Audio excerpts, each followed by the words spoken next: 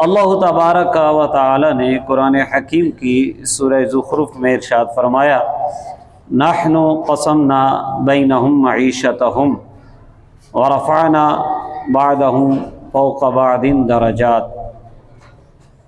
ہم نے لوگوں کے درمیان ان کی زندگی گزارنے کے ذرائع اور وسائل کو تقسیم کیا ہے، اور ہم نے بعض کو بعض پر درجوں بلند کیا ہے، یعنی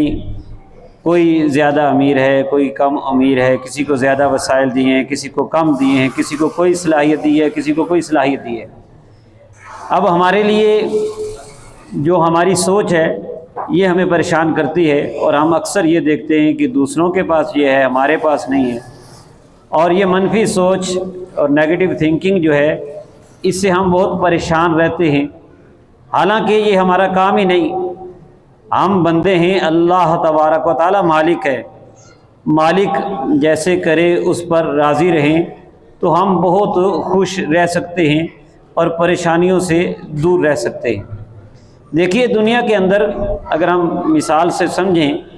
تو ہم اپنی جیب سے پیسے دے کر کسی اچھی بس سروس میں گاڑی پر بیٹھ جاتے ہیں، اور ڈرائیور اور اس کمپنی پر ہمارا اعتماد ہوتا ہے، وہ ڈرائیور جیسا بھی اس کو نہیں ہم دیکھتے، ہم نے اپنے آپ کو ان کے حوالے کر دیا، اب وہ گاڑی جیسے بگائے لے جا رہا ہے، اور ہم گاڑی میں بیٹھے بے فکر اپنا موبائل دیکھ رہے ہیں یا ساتھ دوست سے گپ لگا رہے ہیں، اور ہم اپنی منزل مقصود پر بھی پہنچ جاتے ہیں، کوئی ٹینشن نہیں ہوتی۔ اسی طرح کسی اسپیشلسٹ ڈاکٹر کے حوالے جب ہم ہو جاتے ہیں، وہ ہماری سرجری کرنا چاہتا ہے، آپریشن کرنا چاہتا ہے، ہم پیسے دے کر اپنے آپ کو سائن کر کے اپنے آپ کو اس کے حوالے کر دیتے ہیں، جیسے مرضی کاٹو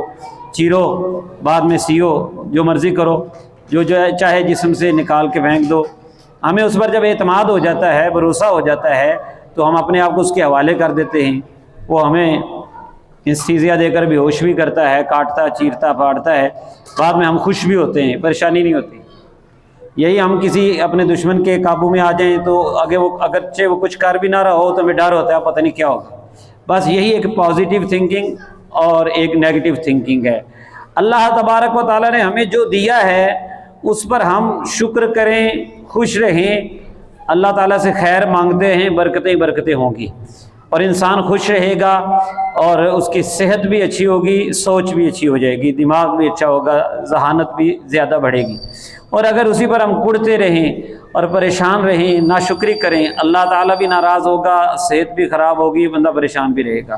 تو ہر حال میں اللہ تبارک و تعالیٰ کا شکر کرنا چاہیے۔ اس تمہید کو ذہن میں رکھ کے ترمذی شریف کی حدیث نمبر 2151 سنیے۔ نبی رحمت صلی اللہ تعالی علیہ وسلم نے ارشاد فرمایا، من سعادت ابن آدم رداہ بما قضى اللہ لہ۔ ابن آدم یعنی بندے کی خوش بختی میں یہ ہے کہ جو اللہ تعالیٰ نے اس کے لیے فیصلہ فرما دیا ہے وہ اس پہ راضی ہے۔ ایسا بندہ خوش بخت ہے جو اللہ تعالیٰ کی تقدیر پر راضی ہو جائے۔ وَمِن شقاوت ابن آدم ترکہ استخارۃ اللہ،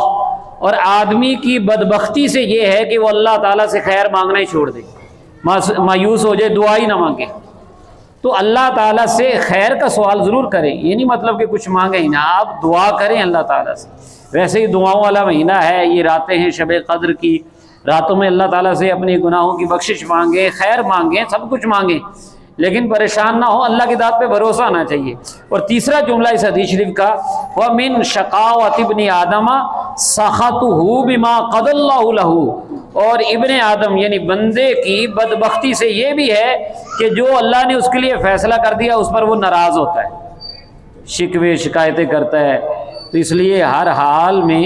اللہ تبارک و تعالیٰ کی رضا پر راضی رہنا چاہیے۔ یہ حال نہیں ہونا چاہیے جو کہیں منیر نیازی نے اس سے ملتی جلتی بات کی تھی کہ عادت سی بنا لی ہے منیر تم نے جس شہر میں رہنا اکتائے ہوئے رہنا،